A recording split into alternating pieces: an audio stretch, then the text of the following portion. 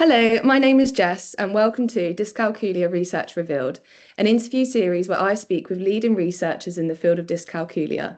Together, we'll explore their most recent and prominent research findings and what these discoveries mean for educators, parents, and individuals with dyscalculia. Today, I'm delighted to be joined by the brilliant Jo van Herwegen from University College London. She will be sharing a snappy overview of her research on dyscalculia, current projects, and future directions. Good afternoon, Jo. Thank you so much for joining me today. How are you doing? Well, thank you. Thank you for having me today. You're welcome. It's brilliant to have you on the series. So we'll just start off with asking you to give us a brief introduction about yourself and what your main research interests are. Brilliant. Well, I'm a professor in developmental psychology and education at the Institute of Education at UCL.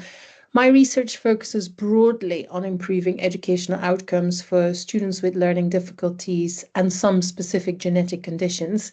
And of course, one of the main educational outcomes in education at the moment is mathematical abilities.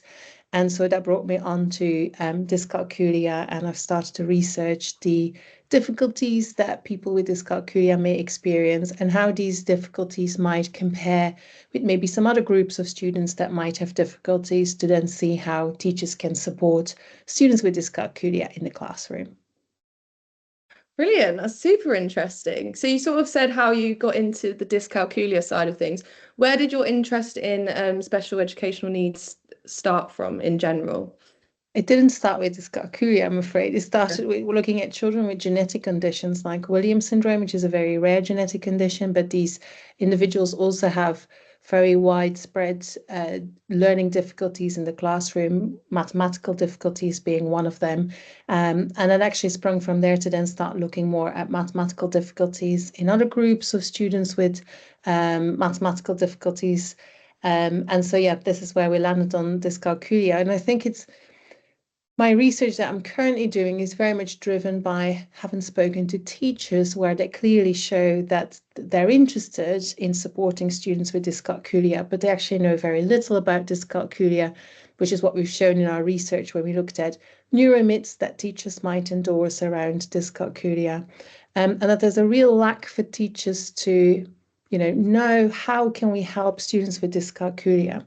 And the other thing that really came across when we interviewed teachers is the fact that sometimes teachers think that the difficulties with maths that people with dyscalculia might experience only affect them in their maths lessons.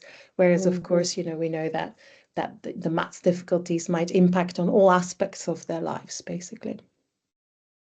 Yeah, absolutely. That's a really interesting finding. Do you mainly work with teachers or do you research with other groups as well?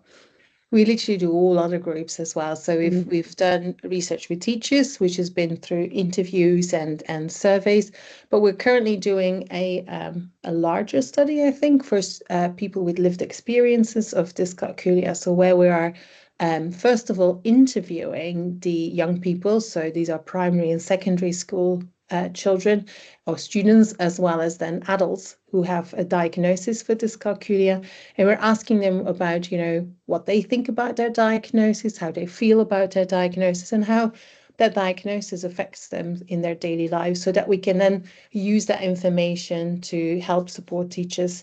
And we're also in that study looking at the difficulties that people with dyscalculia might experience when it comes to learning. So we're doing a very big battery, and I know the poor primary school children that have taken part in our research, they've sat through many assessments, many of them being mathematical assessments, many of them also being assessments for vocabulary, nonverbal reasoning, making puzzles, just so we can get a better understanding of, what is it, are all people with dyscalculia the same? Of course, we know that's not true, but to kind of see, where do most people with dyscalculia have difficulties, on what kind of tasks? And again, how would that then translate to support that we can give teachers in terms of helping them to understand what is dyscalculia really? Mm. That's really interesting. I'm really excited to see what the results are of that study. So that's the sort of things that you're doing at the moment. Could you give us a bit of insight into the things that you've done so far and how your research has impacted individuals with dyscalculia or educators or parents or policy? Yes, no, so when we found out from our study on neuromits that teachers might have some incorrect beliefs about students with dyscalculia, and especially around how do we support students with dyscalculia, we actually did a larger study named MetaSense, where we looked at, well, what do we know about how teachers can support students with dyscalculia? And then it grew a little bit from there, in that we didn't just look at dyscalculia and mathematical outcomes, but also all kinds of educational outcomes, including reading. And that's now resulted in a large database called MetaSense that teachers and parents can search for free in terms of what kind of interventions exist to improve mathematical outcomes for all the different key stages. And if there has been a study that has evaluated a particular intervention, then it should be in the database.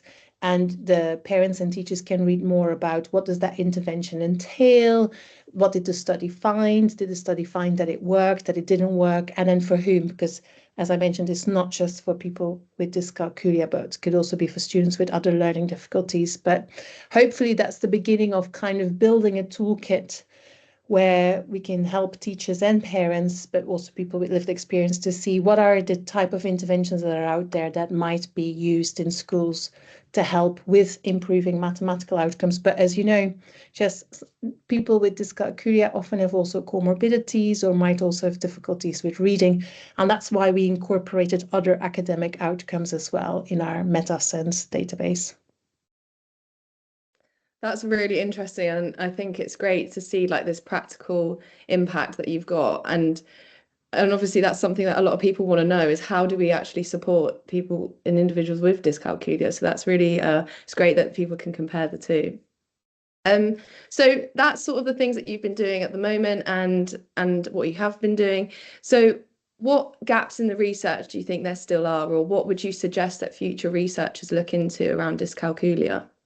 So in our lived experience study, where we're assessing people with dyscalculia to kind of see where do they have difficulties with, it becomes quite clear that there's a lot of variability. And I don't think we understand that variability quite clearly.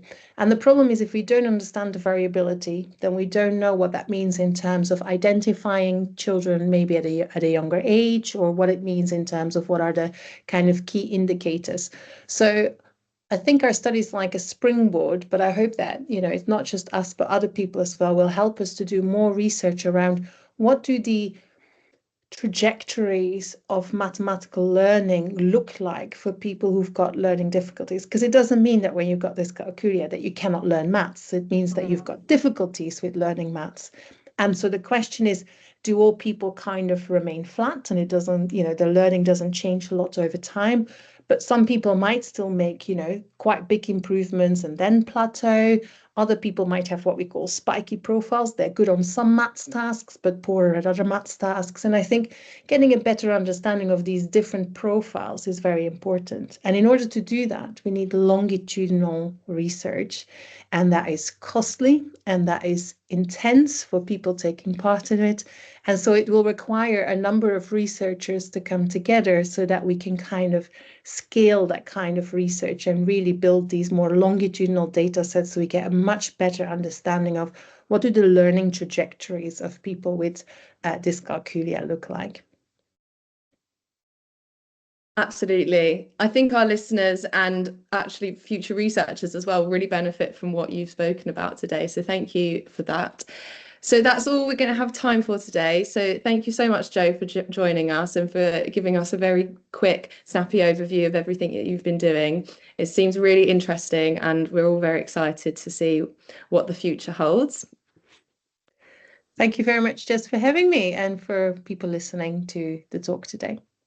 You're very welcome. So thank you to everyone else who listened today. My name is Jess, and that was Jo van Herwegen on the Dyscalculia Network's Dyscalculia Research Revealed, an interview series.